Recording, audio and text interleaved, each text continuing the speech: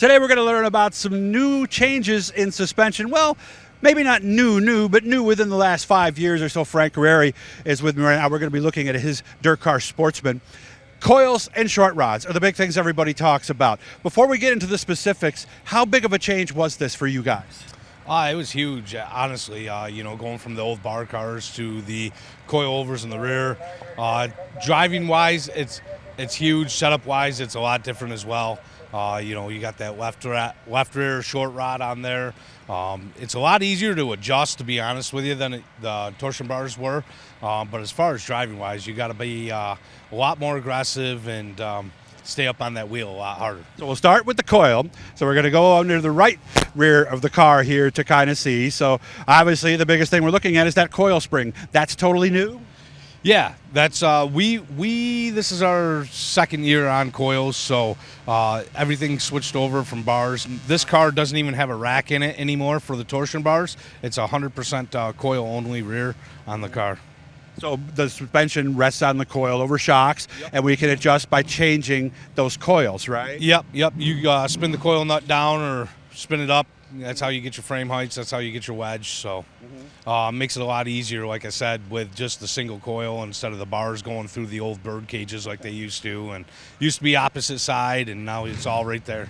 Do we actually change coils at some point too? Not really. I mean, once you get everything set up for one track, you can, depending on track conditions, but mainly we just leave the same 4 coils springs that are on it all night, unless something were drastically to change out there. Okay. We got 4 shocks and 4 coils set up here. We got 4 more shocks and coils set up with some different springs on them in the trailer, and we got probably 6 springs just sitting in the trailer that we could put on shocks too. So now we're going to move to the left side of the car, and obviously the first thing that happened before any of this other stuff was the changing of the panhard bar, which does move the car up and down, correct? Correct. Absolutely. It's a lot more aggressive being shorter now and being on the left side. Man, it's funny. You almost feel like you're playing a football game when you get out of these things now compared to the bars. It's so much more aggressive and intense inside the cockpit with that left side panhard alone. And then obviously putting it on coils. If the track conditions aren't smooth, the car really will bounce around and toss you around in the seat. Of course, for the NASCAR races, we noticed it's right side, and it moves the rear end up or down. By moving it to the other side, what did that do? It pulls the left rear over this way a little bit more. Lets the angle of the bar be a lot more aggressive. So it's definitely a lot more sophisticated, and it's a pretty cool deal. Now, the rod we're actually talking about, that is the short rod, that is this one right here. Okay, and basically it was almost twice as long. What did that do by pulling that and making that shorter and changing that location as to where it is mounted? Yeah, it makes it so the left rear can move up and down a little bit more, and it allows the reaction to be a lot quicker with that rod shorter like that as well. Okay.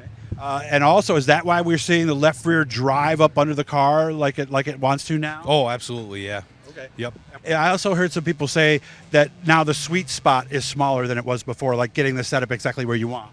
Yeah, it is. It's a lot. You could take this car, it could go out here tonight, be lights out, bring it home, wash it, put the same setup and tires on it, come back next week and get lapped. Yeah, they're a lot more temperamental as well. But the upside is we can drive through the black slick racetrack, and we're going to have a lot more grip than we ever did before. Correct. Absolutely. All right. Appreciate you sharing that stuff with us. Thank you, Frank. No problem. Thank you.